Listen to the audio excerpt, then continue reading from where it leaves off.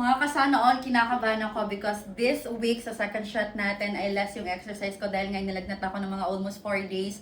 Tapos sunod-sunod yung brownout because of the heavy rain. So we'll see kung magkano yung nabawas ko ngayon o nadagdagan ba tayo. Huy! So eto yung last timbang ko sa pang-apat na araw sa second shot. 57.10. So nabawasan lang ako ng I think 0.75. Pero at least, di ba, sa lagnat, without exercise, merong nabawas. So now, let's check. 57.15 to. Oh my God! Wait lang, tanggalon ako ni Parafair. Ah! Wala na ganit. Let's go. 56.64!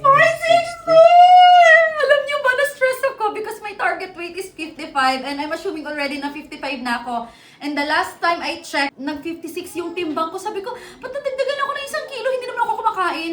Nag-assume na pala ako na 55. So that was my target weight. Hindi pa pala ako nakapag-55. So technically, hindi nadagdagan. Mali lang yung computation ko. So from 57 to, pila to? 56.60. So, 57.15 minus 56.60. Almost 1 kilo. Ayan. Oh, at least nabawasan, 'di ba? Kasi 'di ba, wala less yung exercise kahapon pala ako nakapag-exercise ulit. So, at least basta ang goal ko lang ay maka 55 but I need to continue my 2 bottles na target natin for my 2 vials for my slim shot kasi hindi pa ma-flash out daw totally sabi ni Nurse Ken yung depo. So, kailangan ko pang labanan yung depo na yon para hindi ako laging magutom. So, siguro kapag nakapag-shift na ako, nakagraduate na ako sa depo, hindi na ako totally same before na kahit kakakain lang gutom ulit. So, let's have my Slim shot. ano na yung third shot na ito? Third. Yeah, third shot. So, standard shot tayo, 2.5 mg yung sa akin. 1, 2, 3. Dito.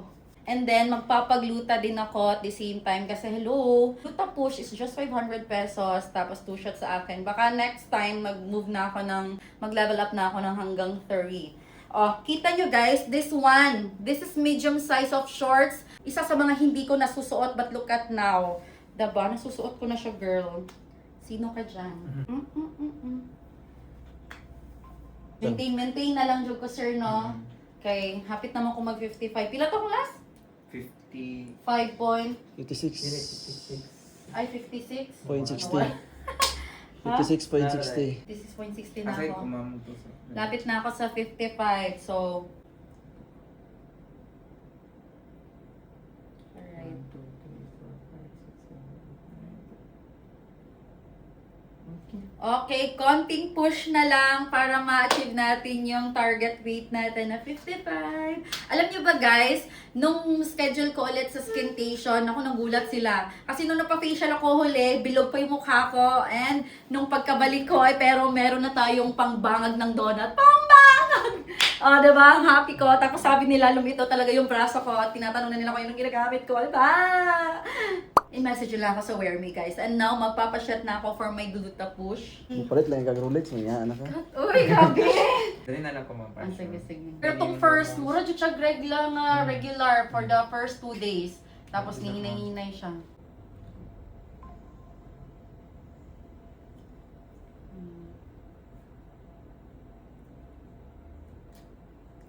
So, yung nakikita yung kulay pula, natural lang yan. Dapat talaga may lumabas siya para it only means na sakto yung tusok.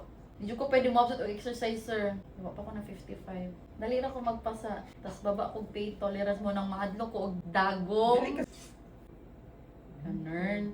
Isubya kay ni mong scotch ay kanibang. Kaya ako kay dugay kay batang gagal. Yan, we're good na. So if you'd like to visit here and would like to avail, those muna sa mga pinakilala ko ang pwede nyo ma-avail as of now. But if you'd like to inquire other injectable products or items, direct lang kayo sa Wear Me, PH by MAM. Lagay ko lang dito sa taas. And yun lang. Bye!